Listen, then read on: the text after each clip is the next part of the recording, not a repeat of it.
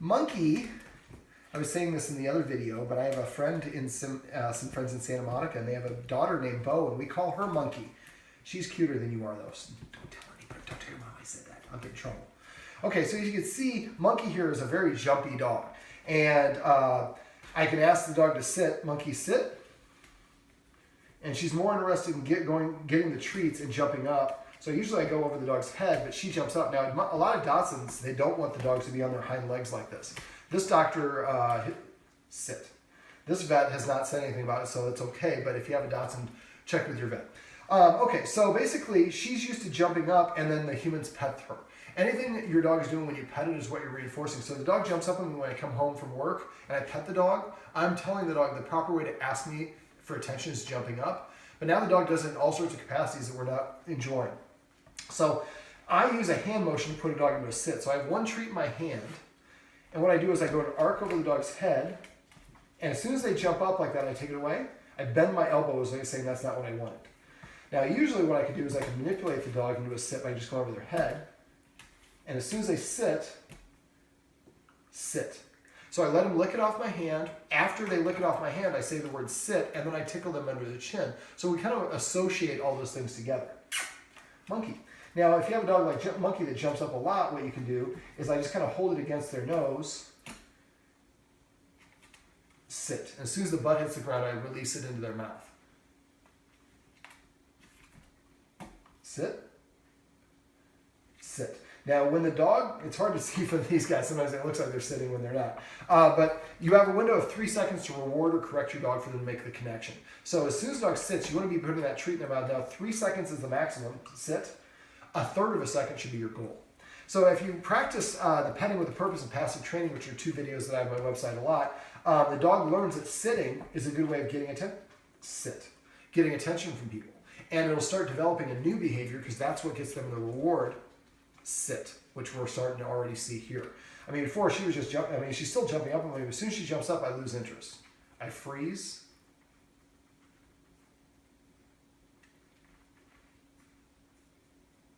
Patience is a virtue when you have dogs. So I'm going to wait for her to get off of me. Now, I could also correct this behavior. Monkey. Sit. Sit. So the only way she gets that treat is having her butt on the floor.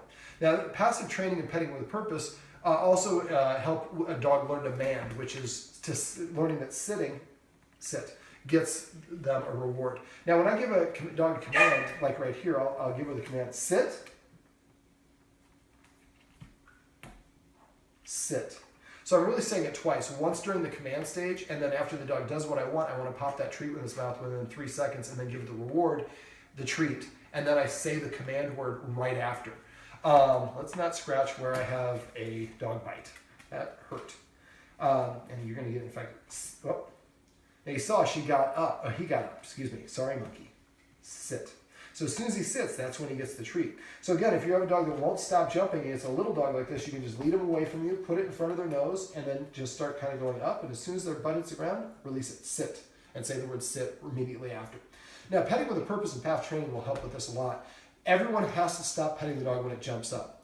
And this is where petting with a purpose comes in. And sit. Is what I do is if I want to pet the dog, I still tell the dog to sit. Even if I just want to pet, it's not jumping up on me. I just want it to do it. The only way I'm going to engage with you is if you sit down. And as soon as you sit, then I'm going to fawn all over it, give you a treat, give you attention, give you scratches. Passive training is also can help you with this as well. So if she, like right there, like here, that's an example of passive training. She was a couple feet away from me. She came over to me, which is a desired action. As soon as she came to me, I petted her and said the word come, because that's the command word. So if every time she comes to a human, she hears the word come and it's followed by attention or an affection, the dog will start to just demonstrate that behavior more and more to receive it. After a while, the dog will come and sit in front of you and say, look, I'm prepaying for some attention, sucker. Scratch me behind this ear. We call this manding or learning to mand, but it teaches the dog a more proper, more respectful way of interacting with humans. Sit. And you can see I'm able to get him to sit a lot easier, where before it was quite laborious. Sit. And now I can get him to do it pretty much just a little bit of manipulation. Sit.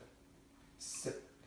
Now, once your dog sits, then the next step would be to ask it to sit and then wait 1 second before you give them the treat, or start like this. Sit, sit. So it took about 1 second to deliver that treat. Now, this is something where you can work at cross purposes. You want to get that treat in their mouth initially to train and shape the behavior within 3 seconds. But after the dog really has it down, then you want to start elongating. Make it sit and make it wait 1 second. Then you give it the treat.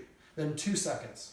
And not necessarily each individual step. So maybe you practice 2 seconds for 20 times in a row, or 20 different times, and then you go to 3 seconds. The idea is to gradually work it up. So you tell the dog to sit, it sits, and it waits. Because typically when you take your dog, I have a Dalmatian. When I'm out and about with my Dalmatian, people are like, sit. And the dog sits down and they're like, oh, look at him sitting. Look how cute he is. And they're holding the treat right here in front of your dog's face and luring your dog in. I'm just going to go up and get that treat because they're not giving it to me fast enough. So helping your dog practice that behavior when you're at home makes it, this is a much easier setting for your dog.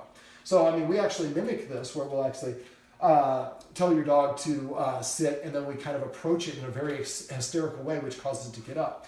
Now, this is the last thing, a little trick I'm going to share in this video. This is how to teach your dog to stop jumping up. Let's see if I can get this in here. This is, you have a little dog collar, and this is a big dog leash. So I'm going to move this back a little bit. What you want to do is tether your dog to something, or you can have somebody standing on the dog on the leash there.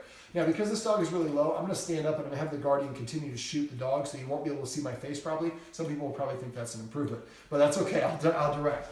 So basically what I want to do is I want to be just right outside of the dog's the ability to reach me. So he cannot get to me. Monkey, sit. Sit. So I'm approaching him. I'm doing it first quietly.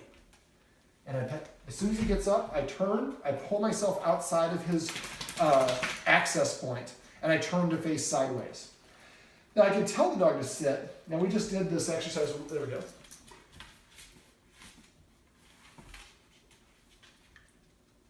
So I'm just waiting for him to do it on his own, and when he does, I'm going to reward him richly.